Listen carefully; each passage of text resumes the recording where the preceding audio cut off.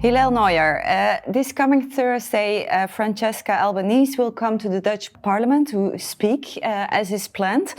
Now, your organization, UN Watch, published a 60-page report about Francesca Albanese and that she should be removed from her position in the UN. Can you explain me what is the main message of this report? Sure. Francesca Albanese was appointed as a human rights expert. And the truth is, she is a wolf in sheep's clothing. She is the opposite of an expert and a supporter of human rights. The truth is, she is a overt supporter of Hamas terrorism, which she justifies and legitimizes every day. And she has openly incited anti-Semitism. This is someone who said in 2014 in a published letter that America is subjugated by the Jewish lobby. She regularly accuses Israel of carrying out a Holocaust and uses pictures of Hitler to compare Israel's leaders with. So it's not surprising she's been condemned by 4 democracies, Germany, France, Canada, the United States, for anti-Semitism. So it's very sad, to be honest, that the Dutch government, the Netherlands, an important country in combating anti-Semitism and racism in history, would be inviting to their parliament someone who's been condemned this past year by 4 fellow democracies for anti-Semitism. Yeah, still you could say that the United Nations is an important organization, that the special rapporteur for the Palestinian territories is somebody just should be heard in Parliament. Right. Well, the truth is that not only is she not someone who should be invited to Parliament, but actually the Netherlands has failed in its duty to fire her. So she is not an important person. She was given this job because the PLO wanted her, and someone who breaches the UN's own code of conduct. The UN has, it's a very large organization, and there are political machinations that get certain individuals appointed who sometimes can be supporters of terrorism. And the problem is with this position is that she kind of has impunity. There is no procedure to technically to fire her, but the ones who should be holding her to account are members of the Human Rights Council. The Netherlands joined in consensus on April 1st, 2022 to appoint her. They never should have done so. We submitted detailed information in advance of her appointment. So it's true she has a UN position, but again, she is a wolf in sheep's clothing. If France and Germany could condemn her for racism, as long with Canada and the United States, it's never happened before with any other UN rapporteur. The UN title shouldn't be an excuse. Let's remember Gaddafi's Libya, a murderous regime committing atrocities, was the chair of the Human Rights Commission in 2003.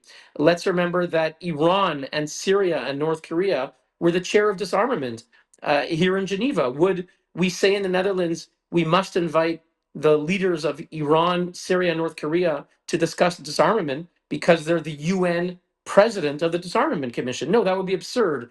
So the fact that someone has a UN title does not grant them impunity.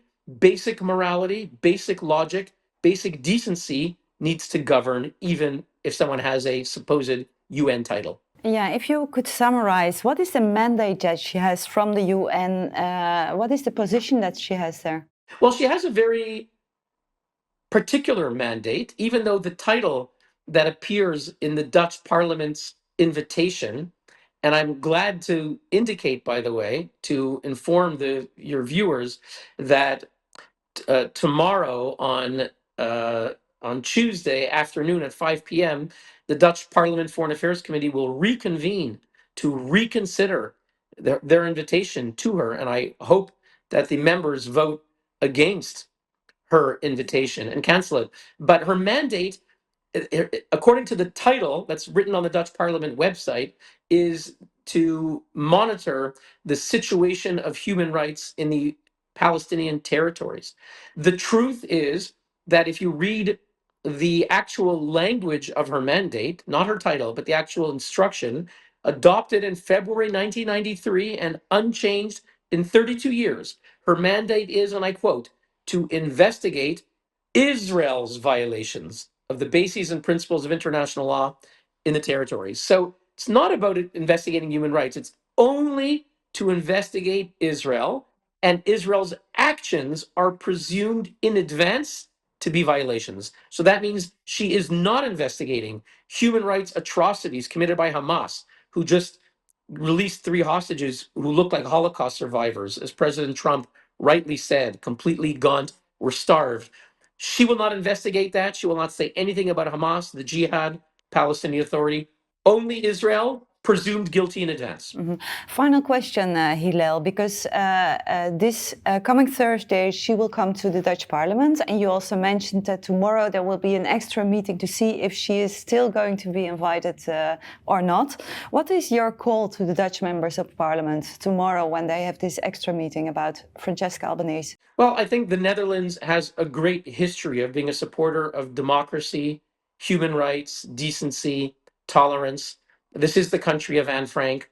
By inviting Francesca Albanese, she is someone who has devoted the past 10 years of her life to using the memory of the Holocaust as a weapon with which to beat living Jews. Regularly, every day, justifies Hamas terrorism as legitimate resistance, openly says that the Jews are controlling America. The Dutch parliament should exercise its responsibilities, rescind the invitation, and more so, it's not enough, they should prosecute her for inciting racial discrimination in violation of Dutch laws and for aiding and abetting Hamas terrorism. She should be prosecuted, not invited to the parliament. Hillel Neuer from UN Watch, thank you very much. Thank you.